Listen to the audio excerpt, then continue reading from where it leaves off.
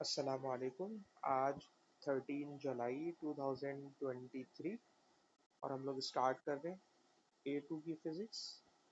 और ए टू की फिज़िक्स में ये एडेक्सल ए टू की फिज़िक्स में यूनिट नंबर 4 स्टार्ट कर रहे हैं।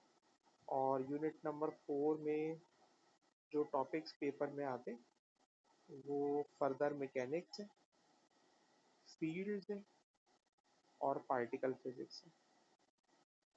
फर्दर मैकेनिक्स में अगर याद करें, जब आप एएस की फिजिक्स पढ़ते थे तो खाली मैकेनिक्स में हम लोग पढ़ते थे लीनियर मोशन और प्रोजेक्टाइल मोशन। लेकिन जब आप फर्दर मैकेनिक्स पढ़ोगे तो आज की क्लास के अंदर मेरा जो मेन टॉपिक होगा वो होगा जी सर्कुलर मोशन।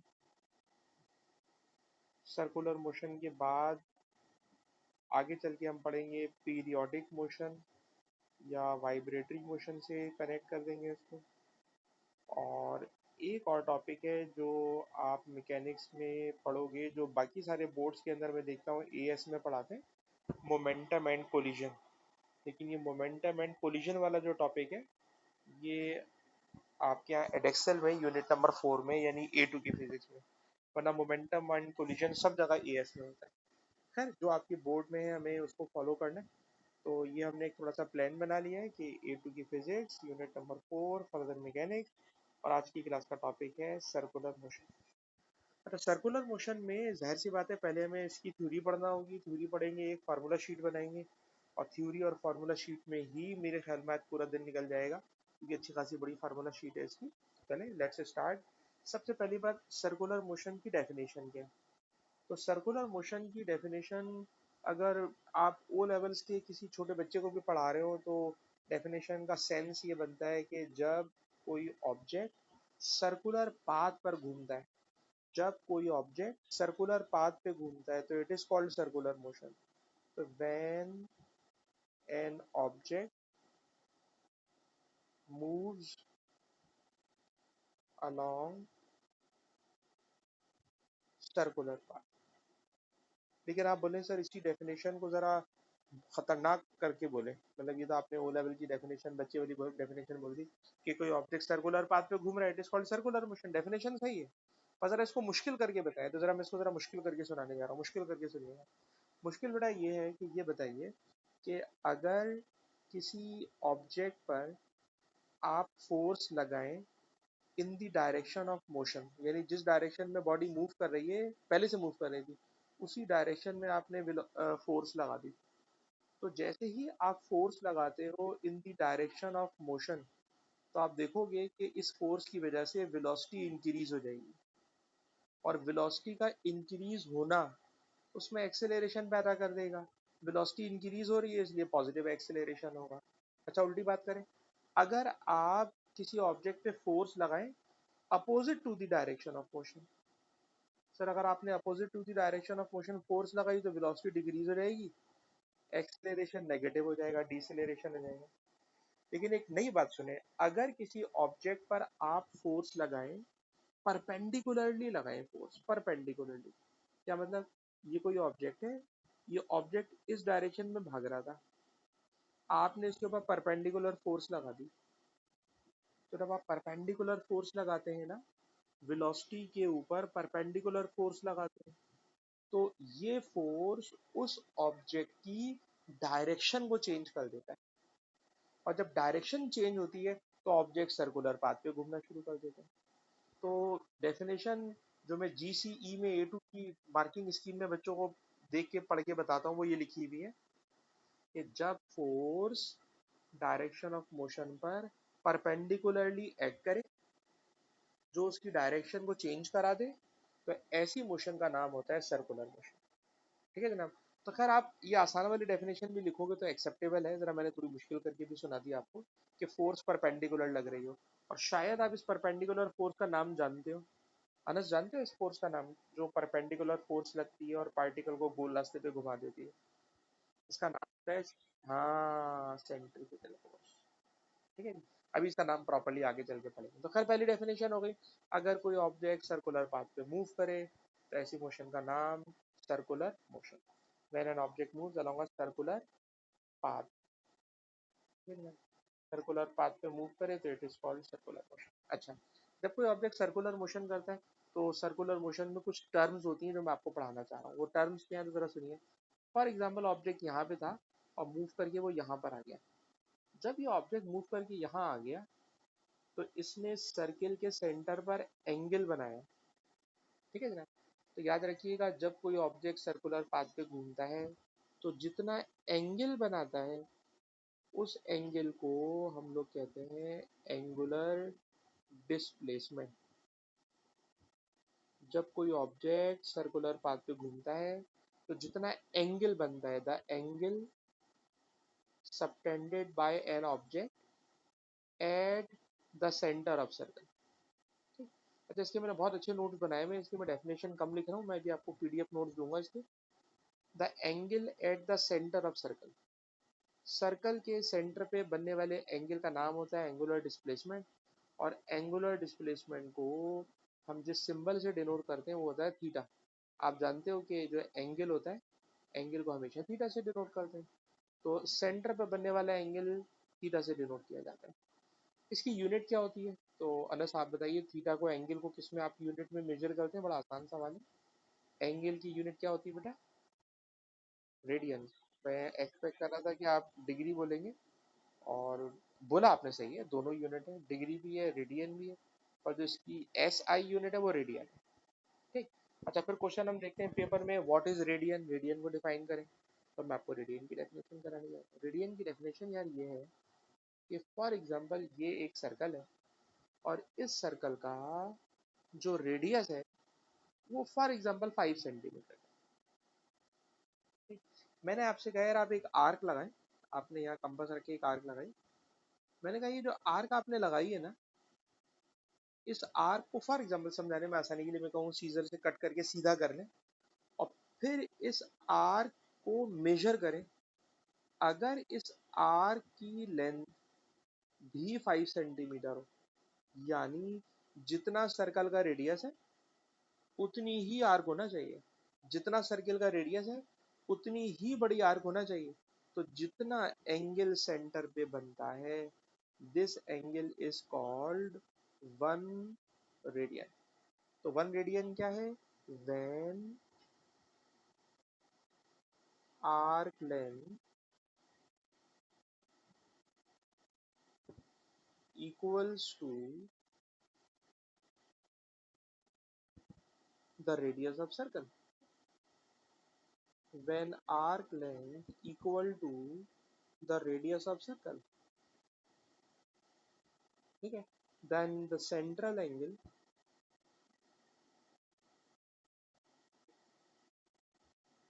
is 1 radian. तो रेडियन की खास बात ये होती है जब रेडियस और आर्क लेंथ बराबर के होते। अच्छा, मैंने बोला यार ऐसा करो ना, एक और आर्क लगा दो। आपने बिल्कुल इतनी बड़ी एक और आर्क लगा दी, 2 रेडियन हो गए। मैंने कहा यार एक और आर्क लगा दो, 3 रेडियन हो गए। और आप देखो इत्तेफाक है या ये क्या कहें कि जिस वक्त आधा सर्किल हो रहा है, जिस वक्त आधा सर्किल हो रहा है, तो आधा सर्किल हम बचपन से पढ़ते हुए आ रहे हैं 180 डिग्री होता है। 1 रेडियन में देखिएगा कितना रेडियन हो रहा है, 1 रेडियन, 2 रेडियन, 3 रेडियन। आधा सर्किल 3 रेडियन होता है। अब बच्चा बोलेगा सर क्या पूरा 3 रेडियन? या पूरा 3 नहीं है, बल्कि 3.1, 3.14। और जैसे ही 3.142 बच्चा लिखा हुआ देखता है ना, तो फौरन दिमाग में नंबर आता है, सर ये तो पाई की वैल्यू है। तो बिल्कुल एक्यूरेट वैल्यू अगर बोले ना, तो आधे सर्किल का रेडियन में बनने वाला angle it is pi radian. आधे सर्किल का रेडियन में बनने वाला angle it is pi radian. ठीक है जनाब। और अगर मैं पूरा सर्किल कर दूं, तो पूरा सर्किल के बजाय अभी जब हम पास पेपर के क्वेश्चन करेंगे ना, तो वो यूजुअली कहेंगे कि एक ऑब्जेक्ट है, उसने एक रोटेशन कंप्लीट कर ली है या एक रेवोल्यूशन कंप्लीट कर ली है। तो कभी भी रोटेशन लिखी हुई देखें तो रोटेशन की जगह, रेवोल्यूशन की जगह मैं पुट करा दूंगा 2 पाई रेडियन। तो 1 rotation equal to 2 pi radian, आधी rotation equal to pi radian. ठीक, तो ये हमने रेडियन के बारे में थोड़ी सी इंफॉर्मेशन आपके साथ डिस्कस कर ली। अच्छा, और आगे चलते हैं। जब हम और आगे चलते हैं तो नेक्स्ट हेडिंग होती है हमारे पास एंगुलर वेलोसिटी।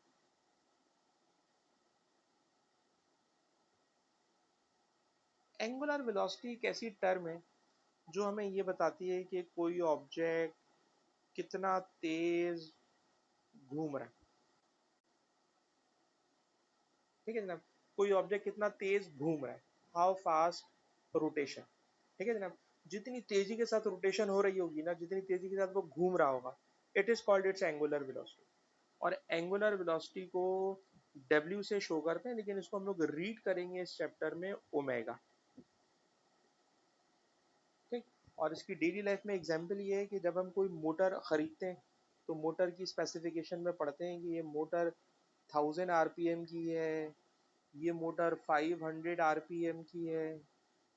तो RPM का मतलब होता है कि ये मोटर रोटेशन पर मिनट 1000 कर सकती है, तो ये बहुत फास्ट घूमेगी।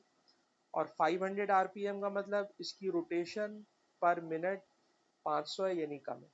तो RPM डेली लाइफ में हम लोग पढ़ते हैं, सुनते हैं, इसका मतलब होता है कि वो मोटर कितनी तेज घूमेगी। तो ये तो आम जिंदगी की बात हो गई। अब आप बोले सर फिजिक्स में इसकी डेफिनेशन क्या है, तो जरा फिजिक्स में डेफिनेशन सुनिएगा। फिजिक्स में डेफिनेशन यार ये है, omega it is a notation of angular velocity. Angular velocity की नोटेशन ओमेगा है। ठीक है। अच्छा, अब आपसे अगर मैं पूछूं कि यार बचपन से पढ़ते हुए आ रहे हैं, खाली वेलोसिटी की डेफिनेशन बताएं, तो आप वेलोसिटी की डेफिनेशन बोलोगे कि सर कोई ऑब्जेक्ट जब मूव करता है तो displacement per unit time, displacement per unit time is called velocity. ठीक है जनाब, जितना डिस्प्लेसमेंट पर यूनिट टाइम में कवर करेगा इट इज कॉल्ड वेलोसिटी। लेकिन आज हम पढ़ाएंगे कि कोई ऑब्जेक्ट कितना एंगुलर डिस्प्लेसमेंट कवर करता है पर यूनिट टाइम में, वो उसकी बन जाती है angular velocity. Angular displacement per unit time, angular displacement per unit time, it is called angular velocity. ठीक है जनाब, यानी एंगुलर वेलोसिटी को ओमेगा से डिनोट करते हैं, एंगुलर डिस्प्लेसमेंट को थीटा से डिनोट करते हैं। तो एंगुलर डिस्प्लेसमेंट यानी थीटा पर यूनिट टाइम, बहुत इजी वर्डिंग में बोलूं, थीटा पर यूनिट टाइम। तो थीटा के बजाय यहाँ पे हम टर्म बेहतर बोलेंगे angular displacement per unit time, it is called angular velocity. Angular displacement per unit time, it is called angular velocity. और इसकी यूनिट क्या होती है, तो सर ऊपर थीटा लिखा हुआ है, थीटा की यूनिट होगी रेडियन, नीचे टाइम लिखा हुआ है, टाइम की यूनिट होगी सेकंड। तो इसकी स्टैंडर्ड यूनिट रेडियन पर सेकंड है। लेकिन अभी जब क्वेश्चन करोगे ना, तो एक क्वेश्चन में ज्यादातर यही वाली बात कर देंगे जो अभी मैंने ऊपर बोली हुई है। वो बोल देंगे जनाब एक मोटर चल रही है और वो 1000 RPM से चल रही है। तो भाई RPM तो दर हकीकत डेली लाइफ फिजिक्स है, लेकिन अगर मैं प्योर फिजिक्स की बात करूं तो जनाब इस RPM को कन्वर्ट करना पड़ेगा। कैसे कन्वर्ट करेंगे, तो सीखिएगा। 1000 ऐसे ही रहेगा। अभी भी अनस को मैंने ऊपर पढ़ाया, बताना रोटेशन कभी भी लिखा हुआ हो तो रोटेशन की जगह क्या लेकर आ जाओगे, रोटेशन की जगह लगा देंगे 2 पाई रेडियन। ठीक है, नीचे लिखा हुआ है पर मिनट। ठीक है ना, ये लिखा हुआ है पर मिनट। मिनट को कभी भी खत्म करना हो तो क्या लिख देंगे, 60 सेकेंड। ठीक है, अब कैलकुलेटर से इसको सॉल्व कर लेंगे, जो अभी मैं सॉल्व नहीं करा रहा। ठीक है, और जहाँ पाई लिखा हो उस पाई की जगह जाहिर सी बात है 3.142 पुट करेंगे। तो 3.142 पुट करके हम कैलकुलेट कर सकते हैं उसकी एंगुलर वेलोसिटी। तो angular velocity denoted by omega, और इसका फॉर्मूला है थीटा पर यूनिट टाइम। ठीक है जनाब, ये angular displacement per unit time. अच्छा, उसके बाद और थोड़ा सा आगे चले तो नेक्स्ट हेडिंग होती है हमारे पास relation between linear and angular quantities. इसका क्या मतलब है अभी आपको बताता हूँ। मतलब ये है, इसके अंदर दो रिलेशन है। रिलेशन नंबर 1 जरा सुनिए। रिलेशन नंबर 1 यार ये है कि अगर मैं आपसे कहूँ कि सर्किल के सेंटर पे आपने कंपास रखा और मैंने कहा यार ऐसा करो एक छोटी सी आर्क लगाओ। ठीक है जनाब, ये मैंने रेड कलर की एक छोटी सी आर्क लगाई है। आर्क छोटी है तो बताइए सर्किल के सेंटर पे बनने वाला एंगल भी छोटा होगा। ठीक है ना। अच्छा अगर मैं आपसे बोलूं यार इस आर्क को बड़ा कर दो, आपने आर्क को बड़ा कर दिया। जब आप आर्क बड़ी करोगे तो जाहिर सी बात है बनने वाला एंगल भी, सेंटर पे बनने वाला एंगल भी बड़ा हो जाएगा। यानी आर्क लेंथ डायरेक्टली प्रोपोर्शनल है, ठीक है जनाब, सेंटर पे बनने वाले एंगल के साथ। ठीक है जनाब, छोटी आर्क से छोटा थीटा बनता है, बड़ी आर्क से बड़ा थीटा बनता है।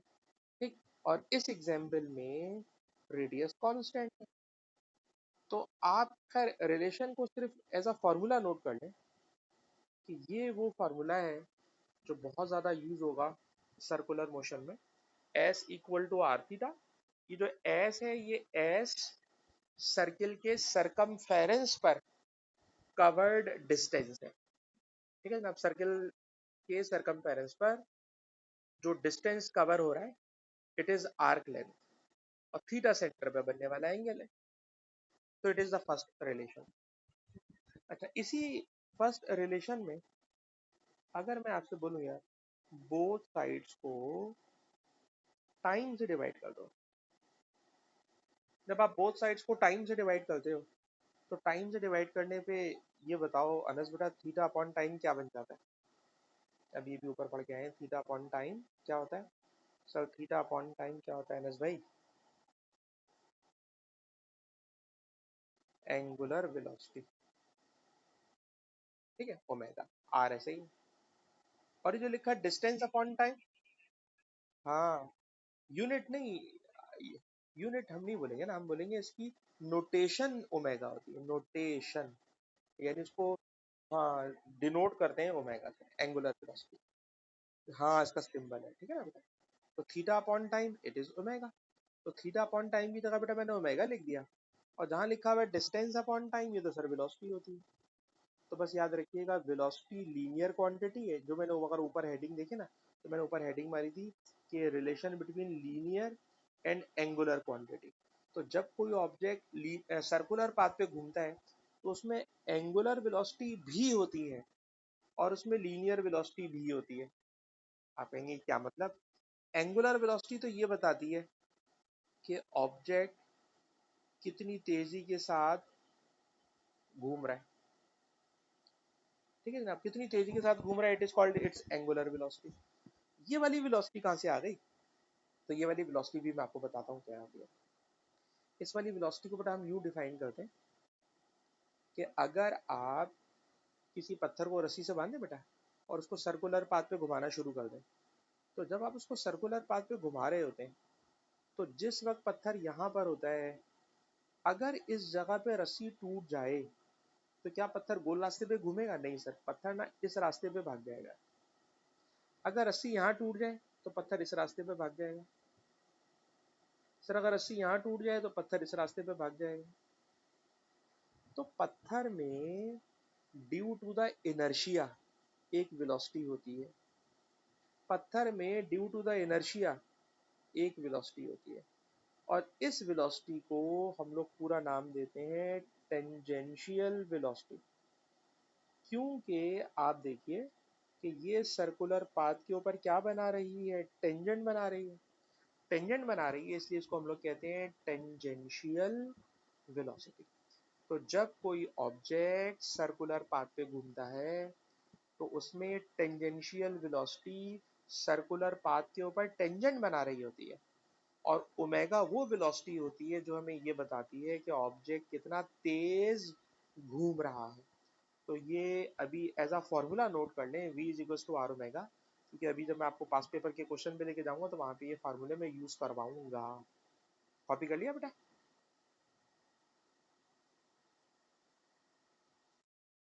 ठीक है। अब तो खैर मैं पीडीएफ ऐसे भी आपको दूंगा, रिकॉर्डिंग भी दूंगा, तो ठीक है जी। हाँ बिल्कुल जी, बिल्कुल बिल्कुल। थोड़ा और आगे चलते हैं। आखिरी हेडिंग है अब हमारे पास सेंट्रीपिटल फोर्स या सेंट्रीपिटल एक्सेलरेशन।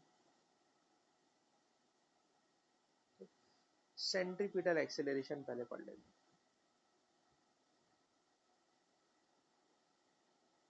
हैं। सेंट्रीपिटल एक्सेलरेशन का क्या मतलब है भाई? सर सेंट्रीपिटल एक्सेलरेशन का मतलब भाई ये है कि जब कोई ऑब्जेक्ट सर्कुलर पाथ पे घूम रहा होता है, तो अभी ऊपर वाली एग्जांपल पर ही देखें। जब कोई ऑब्जेक्ट सर्कुलर पाथ पे घूम रहा है तो इसकी जो वेलोसिटी है, तो आपको पता है वेलोसिटी जो है एक वेक्टर क्वांटिटी है। जब वेलोसिटी वेक्टर क्वांटिटी है तो आपको पता है वेक्टर क्वांटिटी में मैग्नीट्यूड होती है और वेक्टर क्वांटिटी में डायरेक्शन होती है। वेलोसिटी की मैग्नीट्यूड को स्पीड बोलते हैं, ठीक। और हमें बचपन से पढ़ाया है कि स्पीड अगर स्लो हो जाए या स्पीड फास्ट हो जाए तो एक्सेलरेशन पैदा हो जाता है। ठीक है जनाब, किसी कार की स्पीड कम हो जाए, किसी कार की स्पीड ज़्यादा हो जाए, तो उसमें एक्सेलरेशन पैदा हो जाता है। लेकिन अगर किसी ऑब्जेक्ट की डायरेक्शन चेंज हो जाए, स्पीड कांस्टेंट है, स्पीड नहीं बदलना है, अगर डायरेक्शन चेंज हो जाए ना, तो डायरेक्शन के चेंज होने से भी एक एक्सेलरेशन पैदा हो जाता है और उस एक्सेलरेशन का नाम होता है सेंट्रीपिटल एक्सेलरेशन। ठीक है ना। तो अगर स्पीड चेंज होगी, यानी कोई कार चला रहे हो, कार की स्पीड स्लो कर रहे हो या फास्ट कर रहे हो, तो स्पीड का चेंज सिर्फ एक्सेलरेशन पैदा करता है, आइदर पॉजिटिव और नेगेटिव। लेकिन डायरेक्शन का चेंज सेंट्रीपिटल एक्सेलरेशन पैदा करता है। तो सेंट्रीपिटल एक्सेलरेशन की पूरा डेफिनेशन क्या बनी, डेफिनेशन लिखिएगा या सुन लीजिए, मैं तो कर भेजूंगा आपको। When the direction of tangential velocity, when the direction of tangential velocity changes, an acceleration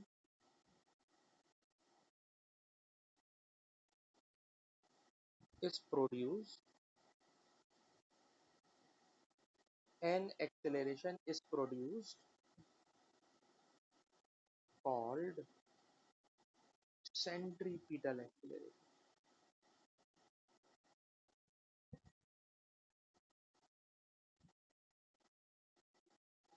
ठीक है भाई, सेंट्रीपिटल एक्सेलरेशन कब पैदा होता है? जब डायरेक्शन चेंज होती है। कभी भी डायरेक्शन चेंज होगी तो डायरेक्शन का चेंज जो एक्सेलरेशन पैदा करेगा, it is called centripetal acceleration. तो पूरी डेफिनेशन क्या बनी, जब डायरेक्शन टेंजेंशियल वेलोसिटी की चेंज होती है तो एक एक्सेलरेशन प्रोड्यूस्ड हो जाता है जिसका नाम होता है सेंट्रीपिटल एक्सेलरेशन। ठीक है ना, तो ये सेंट्रीपिटल एक्सेलरेशन की डेफिनेशन हो गई। अच्छा, सेंट्रीपिटल एक्सेलरेशन का फॉर्मूला होता है v square upon R. Centripetal acceleration का फॉर्मूला होता है v स्क्वायर अपॉन आर। ठीक है ना। अच्छा, ये जो v स्क्वायर अपॉन आर है, ये v स्क्वायर अपॉन आर वाले फॉर्मूले की डेरिवेशन, ये आपके 2022 का एक पेपर है। और जब मैं अभी आपको ये पेपर अनस कराऊंगा तो इसमें इत्तेफाक से मैं ये देख रहा हूँ कि यही फार्मूले की ना डेरिवेशन आई हुई है। देखिए, ये कह रहे हैं जनाब ड्राइव कीजिए। अच्छा, वैसे मैंने एक्सेल के अंदर फार्मूलों की डेरिवेशन देखी तो नहीं है कि डेरिवेशन आती हो, तो अजीब सी उन्होंने बात की है कि ड्राइव द इक्वेशन, ये इक्वेशन ड्राइव करनी है। ठीक है जी, 5 मार्क का क्वेश्चन है, तो इसको ड्राइव कराऊंगा भाई जब इसके पेपर में आपके पास आई हुई है। ऊपर लिखा हुआ देखिए जनवरी 2022 का पेपर है। ठीक है जी, तो इसके अंदर ये क्वेश्चन जो आया हुआ है इंशाल्लाह मैं आपको कराऊंगा। अलबत्ता अभी तो हम सीधी सीधी डेफिनेशंस कर रहे हैं, डेरिवेशन में इंशाल्लाह करेंगे।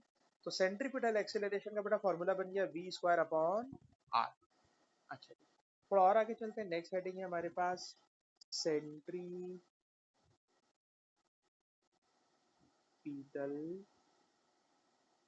Force.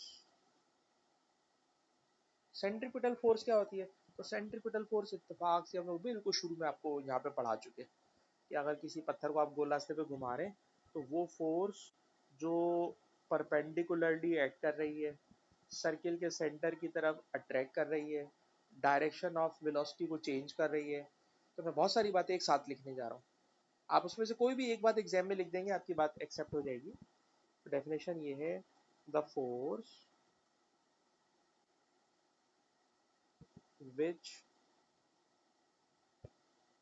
Acts perpendicularly, the force which acts perpendicularly on the direction of motion,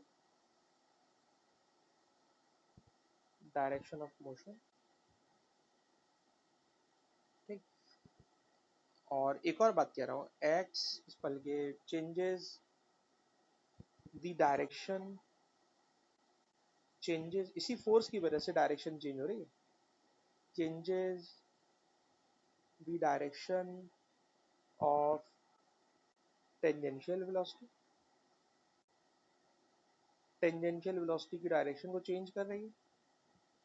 और जब टेंजेंशियल वेलोसिटी की डायरेक्शन चेंज हो रही है, तो इसी की वजह से सर्कुलर मोशन हो रही है। ये तीन चार बातें एक साथ लिख रहा हूँ। और ये फोर्स क्योंकि सर्किल के सेंटर की तरफ एक्ट करती है,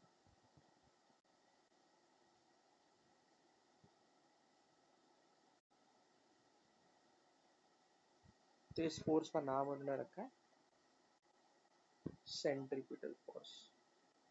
मैंने काफी गंदी राइटिंग में ये सारी बातें लिखी हैं, मैं जरा चेक करना चाह रहा हूँ कि आर्टिफिशियल इंटेलिजेंस मेरी पूरी राइटिंग को कन्वर्ट कर पाती है या नहीं। तो जरा चेक करते हैं। सेंट्रीपिटल फोर्स ये वो फोर्स है जो परपेंडिकुलरली एक्ट करती है on the direction of motion. पहली बात, इसकी वजह से वेलोसिटी की डायरेक्शन चेंज होती है, जबरदस्त। ये फोर्स रेस्पॉन्सिबल है सर्कुलर मोशन के लिए, जबरदस्त। ये फोर्स एक्ट करती है सर्किल के सेंटर की तरफ, इसीलिए इस फोर्स का नाम होता है सेंट्रीपिटल फोर्स। तो आप देख रहे हैं आर्टिफिशियल इंटेलिजेंस क्या क्या क्या कहा। मैं ऐसी गंदी उल्टी सीधी राइटिंग में लिखा, उसके बावजूद उसने पूरा का पूरा उठा के सही सब कुछ कर दिया है। अच्छा जनाब, तो it is called centripetal force. अभी सेंट्रीपिटल फोर्स का भी अगर बोले भाई फॉर्मूला क्या होगा, तो भाई फोर्स होती है F equal to M A. ठीक है जनाब, ए का फार्मूला मैंने आपसे कहा कि मैं आपको अगली क्लास में ड्राइव कराऊंगा पास पेपर में। तो सेंट्रीपिटल एक्सेलरेशन का फार्मूला होता है वी स्क्वायर अपॉन आर, इसलिए सेंट्रीपिटल फोर्स का कंप्लीट फार्मूला बन जाएगा M V square upon R, M V square upon R. It is a complete formula M V square upon R. ठीक है जी। और इसी फार्मूले में थोड़ी सी तब्दीली और मैं कर दूं, और वो चेंज ये है कि एम ऐसी रहने दो, आर ऐसी रहने दो, जहां लिखा हुआ है वी, तो वी की जगह पुट कर दो आर ओमेगा, वी की जगह पुट कर दो आर ओमेगा। जब आप v is equal to R omega replace कर देते हो, तो इसी सेंट्रीपिटल फोर्स के फॉर्मूले की शक्ल अब थोड़ी सी चेंज हो जाती है, और वो हो जाती है M R omega square, M R omega square. It is centripetal force second equation. ये पहली इक्वेशन है, बहुत सारे सवालों को हम इसी से कर लेंगे, और लेकिन कुछ सवालों में हमें इस वाली इक्वेशन तक भी जाना पड़ेगा। ठीक है जी। तो it is the equation of M mass होगा, घर से बात है। ऑब्जेक्ट का ये देखिए ना, F equal to M A, यार मास तो एम हमेशा मास होता है। ठीक है? जी जी बिल्कुल मास है। ठीक है। अच्छा, अब स्टूडेंट के दिमाग में एक बात आती है कि सर ये सेंट्रीपिटल फोर्स का फार्मूला तो आ गया, अब सेंट्रीपिटल फोर्स की सर कोई एग्जांपल्स दीजिए, या कुछ बातें पहले से बता दें कि जब कभी हम कोई भी सवाल देख रहे हो तो क्वेश्चन देखते ही हमारे दिमाग में फौरन आ जाए कि ये क्वेश्चन जो है वो सेंट्रीपिटल फोर्स का फार्मूला है, सेंट्रीपिटल फोर्स की बातें हो रही हैं। तो अब मैं आपको समझ लें सेंट्रीपिटल फोर्स की ना कुछ एग्जाम्पल्स देने जा रहा हूँ। ठीक है ना। तो एग्जाम्पल नंबर वन तो अभी भी हमने ऊपर एग्जाम्पल पढ़ ली है। क्या कि सर अगर किसी पत्थर को आप रस्सी से बांधें, और रस्सी से बांध के उसको सर्कुलर पाथ पे घुमाना शुरू कर दें, जब आप सर्कुलर पाथ पे घुमाते हो, ठीक है जनाब, तो इस रस्सी में आप बताएं रस्सी में कौन सी फोर्स पैदा हो जाती है? रस्सी से पत्थर बांध के घुमा रहे हो तो आप बताओ रस्सी में कौन सी फोर्स पैदा हो जाती है? तो आप कहेंगे सर रस्सी स्ट्रेच हो जाती है और रस्सी में टेंशन पैदा हो जाती है। तो जो रस्सी में टेंशन पैदा होती है ना, वो टेंशन का नाम रख देते हैं सेंट्रीपिटल फोर्स। ठीक है ना? तो टेंशन इन स्ट्रिंग, ठीक है ना? इस एग्जांपल में tension in string providing centripetal force. ठीक, तो याद रखना सेंट्रीपिटल फोर्स कोई नई चीज नहीं होगी। हम ऑब्जेक्ट को स्टडी करेंगे और देखेंगे उसमें कौन सी फोर्स है जो सेंटर की तरफ एक्ट कर रही है। तो जो फोर्स सेंटर की तरफ एक्ट कर रही होगी उस फोर्स का नाम रख देंगे, it is called centripetal force. जैसे इस एग्जाम्पल में मैंने कहा पत्थर को रस्सी से आपने बांधा और रस्सी से बांध के आप इस पत्थर को हॉरिजेंटल सर्कल में घुमा रहे हो। हॉरिजेंटल सर्कल का मतलब जिस तरह छत पे पंखा लगा हुआ होता है सीलिंग फैन, तो सीलिंग फैन हॉरिजेंटल सर्कल में घूम रहा है। तो अगर आप पत्थर को भी हॉरिजेंटल सर्कल में घुमा रहे हो तो रस्सी में जो टेंशन पैदा होती है, this tension is providing centripetal force. लेकिन अगली क्लास में पढ़ाऊंगा कि अगर इसी पत्थर को आप वर्टिकल सर्कल में घुमाएं तो वो केस बदल जाता है। तो इसीलिए मैंने स्पेशली लिखा है कि टेंशन एंड स्ट्रिंग उस वक्त सेंट्रीपिटल फोर्स बनती है जब आप पत्थर को घुमा रहे हैं किसके अंदर, हॉरिजेंटल सर्कल में घुमा रहे हैं। ठीक है, तो इस एग्जाम्पल में भी देखिए कि पत्थर असल में टेंजेंशियल वेलोसिटी इस डायरेक्शन में भागने की कोशिश कर रही है। ठीक है जनाब, लेकिन जो टेंशन है उसने इसको बांध के रखा हुआ है और पत्थर गोल रास्ते पे घूम रहा है। लेकिन अगर रस्सी टूट जाए, टेंशन खत्म हो जाए, सेंट्रीपिटल फोर्स खत्म, तो वो पत्थर गोल रास्ते पे नहीं घूमेगा बल्कि टेंजेंशियल वेलोसिटी के साथ इस वाले रास्ते पर स्केप कर जाएगा। टेंजेंशियल वेलोसिटी के साथ इस वाले रास्ते पर स्केप कर जाएगा। ठीक है जनाब, तो इट इज एग्जाम्पल नंबर 1। एक और एग्जाम्पल पर आइए, एग्जाम्पल नंबर 2। अगर आप कार चला रहे हो स्ट्रेट रोड पर तो जितनी तेज कार चला लें कोई मसला नहीं, लेकिन जैसे ही सर्कुलर ट्रैक आता है तो सर्कुलर ट्रैक आते ही यानी कि अगर आपको गाड़ी को टर्न करना है तो टर्न करते वक्त हम सब अपनी गाड़ी की स्पीड को स्लो ज़रूर कर लेते हैं। क्यों स्लो ज़रूर कर लेते हैं? तो सर जब कोई कार सर्कुलर ट्रैक पर हम घुमाते हैं ना, तो अगर स्पीड बहुत हाई हुई तो कार हमारे कंट्रोल में नहीं रहेगी और कार स्लिप करती हुई, स्किड करती हुई किसी दूसरी कार के साथ टकरा सकती है, साइड में जो दीवारें हैं उसमें जाके टकरा सकती है। तो याद रखिएगा कि जब हम स्पीड स्लो करते हैं तो फिर वो कंट्रोल में आ जाती है।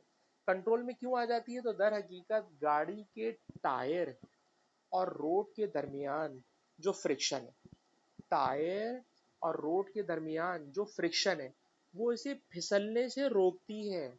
और जब फिसलने से रोकती है, स्किड करने से रोकती है, तो फिर वो कार सर्कुलर ट्रैक पर घूम सकती है।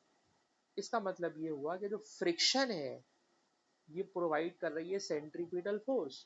लेकिन अगर टायर घिसे हुए हों, रोड पर ऑयल या पानी हो, गाड़ी की स्पीड बहुत हाई हो और फ्रिक्शन इतनी नहीं हो कि वो कार को कंट्रोल कर सके, तो कार गोल रास्ते पे घूमने के बजाय स्किड करती हुई हो सकता है पलट जाए या साइड की दीवारों को जाके हिट कर जाए। तो कार जब सर्कुलर ट्रैक पे घूम रही होती है, तो बस इस वाली बात को, इस एग्जाम्पल को ध्यान में रखिए कि car moving on a circular track। तो जब कार सर्कुलर ट्रैक पर घूम रही होगी तो कार के टायर और रोड्स के दरमियान जो फ्रिक्शन होगी it will provide centripetal force. Anas बेटा ये बात समझ में आती है? ठीक? अच्छा, इसी तरह से एग्जाम्पल नंबर 3 वो भी फ्रिक्शन वाली है कि फॉर एग्जाम्पल ये एक सर्कुलर डिस्क है। ठीक है ना, अभी सर्कुलर डिस्क है। या चले आप ये समझ लें कि जो मेरी छत पे पंखा चल रहा है, इस पंखे के जो ब्लेड्स हैं वो गोल रास्ते पे घूम रहे हैं। इन ब्लेड्स के ऊपर मैंने क्या करा, एक छोटा सा कॉइन ले जाके रख दिया, छोटा सा कॉइन ले जाके रख दिया। ठीक है ना, मैंने उसको चिपकाया नहीं, बस ऐसे ही फ्रीली रख दिया। और फैन मैंने बहुत स्लो चला रहा हूँ, बहुत स्लो चला रहा हूँ।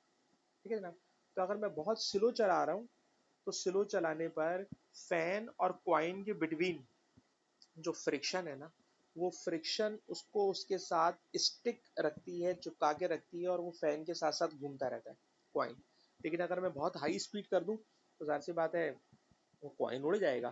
तो अभी भी आपको सिर्फ ये बताना चाह रहा हूँ कि डिस्क के ऊपर अगर कॉइन रखा हुआ है, मैं एग्जाम्पल दे रहा हूँ कि बस ध्यान में रखिएगा कि कॉइन ऑन सर्कुलर डिस्क, कोई सर्कुलर डिस्क है, उसके ऊपर आपने कॉइन को लाकर रख दिया, तो उस केस में भी जो सेंट्रीपिटल फोर्स होगी वो बाय फ्रिक्शन आ रही होगी। Example number 4। एग्जाम्पल नंबर 4 में ये बताइए कि आप अभी जब A2 की फिजिक्स पढ़ेंगे तो पेपर 5 में देखेंगे कॉस्मोलॉजी और एस्ट्रोनॉमी और ग्रेविटेशन वगैरह वगैरह। तो वहाँ पे हम जाके पढ़ेंगे कि फॉर एग्जांपल जो हमारा सोलर सिस्टम है, इस सोलर सिस्टम में ये सूरज है और इस सूरज के अराउंड बहुत कुछ घूम रहा है। उनमें से चले हम अपनी खाली ज़मीन की बात कर लेते हैं। तो हमारी ज़मीन सूरज के अराउंड सर्कुलर पाथ पे घूम रही है। सर्कुलर पाथ पे क्यों घूम रही है? तो इसका आंसर ये है कि सूरज और ज़मीन के दरमियान जो ग्रेविटेशनल फोर्स है, ठीक है जनाब, यूनिट 4 में भी पढ़ोगे ग्रेविटेशनल फील्ड। तो जो ग्रेविटेशनल फोर्स है सूरज और ज़मीन के दरमियान, वो प्रोवाइड कर रही है सेंट्रीपिटल फोर्स। और उस सेंट्रीपिटल फोर्स की वजह से प्लैनेट्स, और प्लैनेट्स के अलावा भी बहुत कुछ है जो सूरज के अराउंड घूम रहा है, तो ये सारी की सारी चीज़ें by the force of gravitation घूम रही हैं। तो gravitational force is providing centripetal force. आखिरी एग्जाम्पल ले लीजिए, अगर हम बात करें एटम की, तो एटम में भी आप जानते हो कि इलेक्ट्रॉन न्यूक्लियस के अराउंड घूम रहे हैं। तो ये बेटा प्रोटॉन है, ये इलेक्ट्रॉन है, इलेक्ट्रॉन नेगेटिव है, प्रोटॉन पॉजिटिव है। तो इनके बिटवीन जो फोर्स होती है उसे इलेक्ट्रिक फोर्स भी कहते हैं, कूलम फोर्स भी कहते हैं। तो वो कूलम फोर्स इलेक्ट्रॉन को न्यूक्लियस के साथ बांध के रखती है। और यहाँ पर भी जो इलेक्ट्रिक फोर्स है it is acting as centripetal force. तो ये सेंट्रीपिटल फोर्स के तौर पे काम कर रही है। ठीक है जनाब, तो ये वाली चीज़ भी हमारी कंप्लीट हो गई है। अच्छा, इसको कंप्लीट करने के साथ साथ इस रिकॉर्डिंग को जब मैं एंड कर रहा हूँ, तो रिकॉर्डिंग को एंड करने के साथ साथ मैं आपके साथ ये वाली बात भी कहना चाह रहा हूँ कि आप देखिएगा कि ये एक एप्लीकेशन है वी ट्रांसफ़र। वी ट्रांसफ़र, ये नीचे वाली लाइन में देखिए, बिल्कुल नीचे में आपको, हाँ, तो ये एक आपको शीट नज़र आ रही है, क्लासरूम शीट वी ट्रांसफ़र। तो अगर आप वी ट्रांसफ़र वाली एप्लीकेशन को अपने पास डाउनलोड कर लेंगे, ठीक है ना, तो अभी मैं क्या करूँगा कि जो मैंने अभी आपको पढ़ाया है ना, इसकी रिकॉर्डिंग उसके ऊपर मैं डाल देता हूँ वी ट्रांसफ़र के ऊपर। तो ये हाथ के हाथ आपके पास आ जाती है और आप जब चाहें इसको बैठ के देख सकते हैं। लेकिन इसकी पता नहीं एक अच्छी बात है या बुरी बात है कि एक हफ्ते बाद ये रिकॉर्डिंग गायब भी हो जाती है, ठीक है ना। लेकिन मुझे इससे फ़ायदा ये होता है कि मेरे टैबलेट के ऊपर जो लोड पड़ता है ना, मैं मुसलसल वीडियोस बनाए जा रहा हूँ, बनाए जा रहा हूँ, बनाए जा रहा हूँ। तो बस मैंने पढ़ाया, आपको भेजी और मैंने डिलीट मार दी। वरना हर थोड़े दिन बाद ये तो मेरा ब्लॉक हो जाता है। तो ये वी ट्रांसफ़र ज़रूर डाउनलोड कर लीजिए।